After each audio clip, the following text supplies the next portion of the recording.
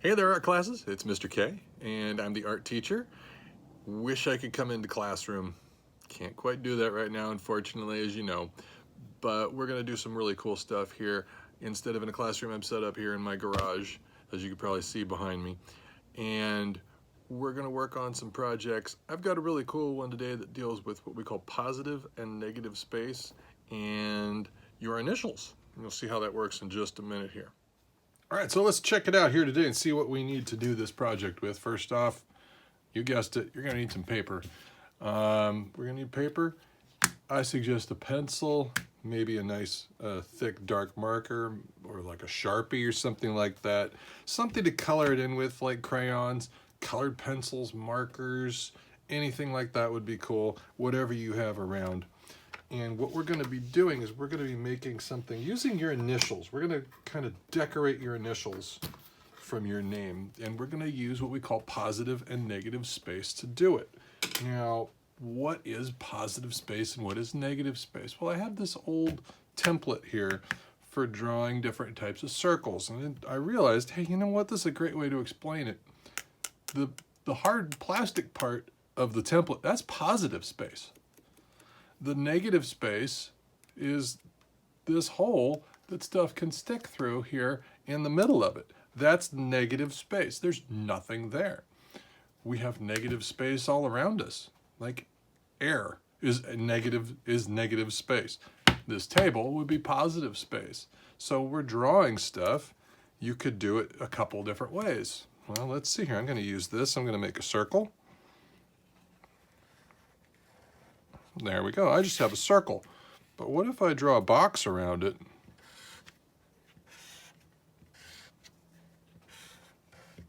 And color in this part of the box.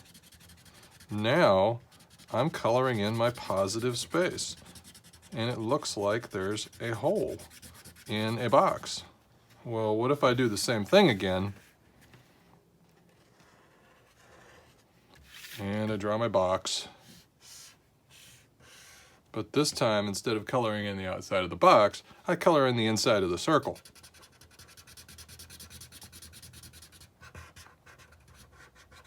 So now, my negative space is over here. I have negative, and this part here is positive. This part's negative,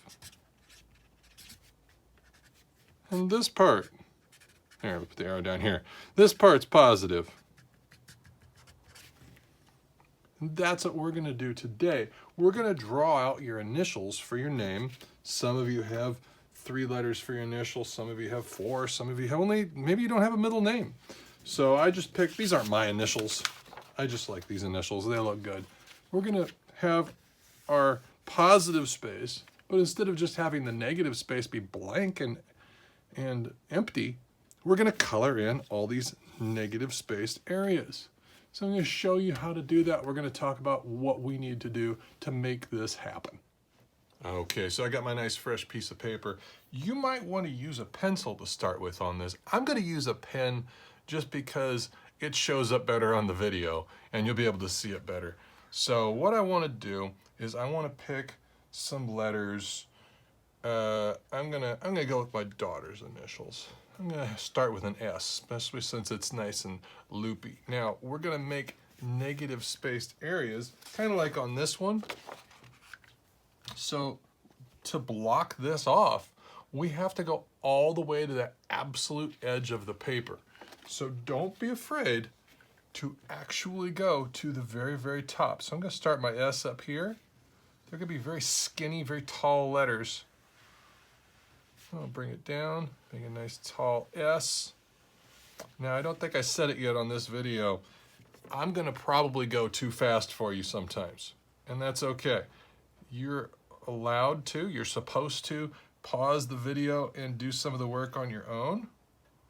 Okay, so don't feel like you have to keep going and try to keep pace with me.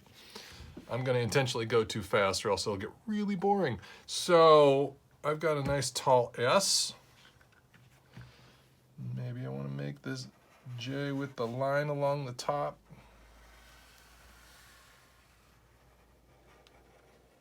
All the way down to the bottom. And I'm gonna come over here. Now notice I'm starting on the edge of the paper. Now I can make these thicker when I'm done, because I know you guys, I've been around kids long enough, doesn't matter if you're in kindergarten or 5th grade, everybody wants to make teeny tiny little things in the middle of a paper. No, don't do that. We want it to actually touch all the way up at the top of the page. I know it feels weird, seems wrong. It's going to work. We can thicken this in and just give it a little extra line here. Just kind of end it there. Make it a little thicker. And color that in. If you want to use crayon for this, or pencil even, you could totally do that. You don't have anything around right now, I understand.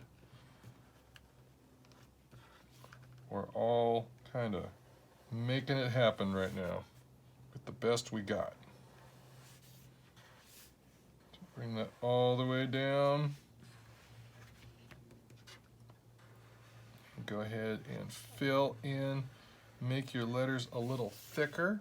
You can do this along with me if you want to. If you need to pause, you can. Oops, I missed a spot. If you got a nice thick Sharpie or something like that, it makes it nice and easy.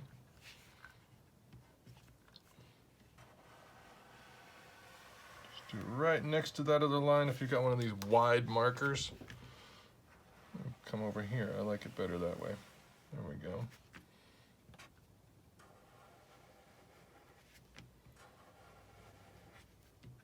Bring it all the way down and touch that bottom edge of the paper. Same thing down here. Nice and straight. If you want to use a ruler, you can. You don't have to. But if you want to do that as an option, you totally could do that. If you want to make it look super, super perfect, you can. If you don't mind it being a little wobbly, you can do that too.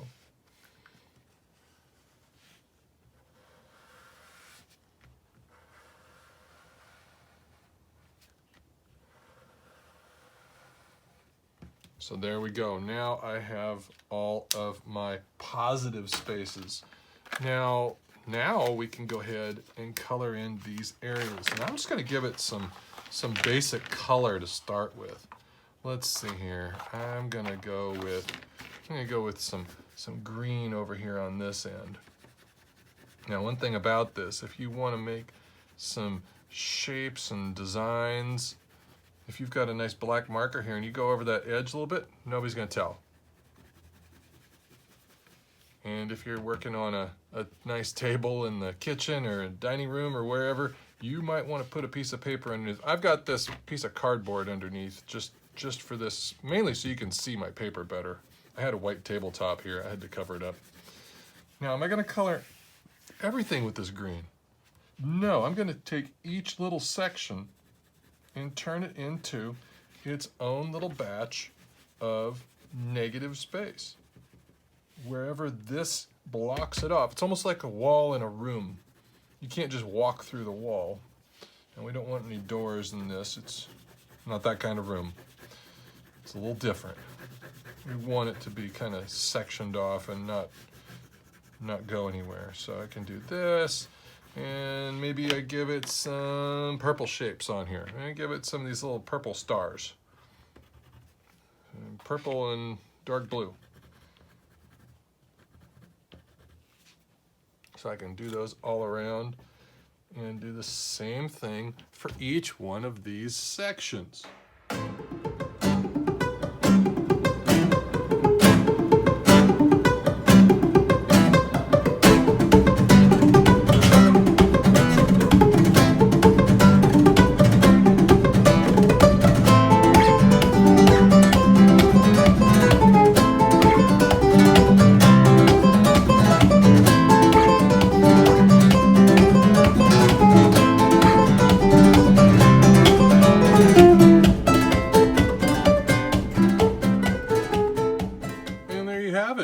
We've got all of our negative space all colored in all these different patterns.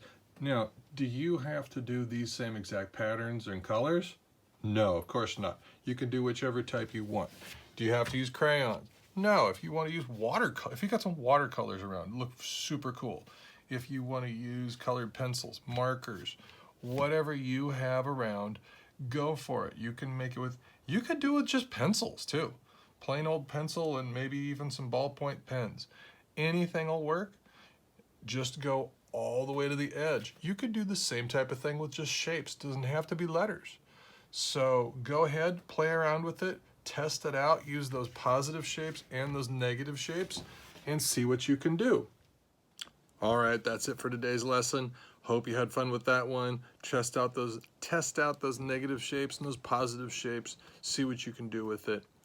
If you're looking for some more lessons, maybe you've got some extra time on your hands and you want to do some more art, there on the Google Classroom page that I set up, there is a section for extra lessons for any grade level. Plus, if you really want to, you can look at all the other grade levels too, even grade levels that are above you or grade levels behind you, doesn't matter. You could make it yours and do your own version of those lessons. So have fun with it. Enjoy your time with the artwork, and I will see you next time.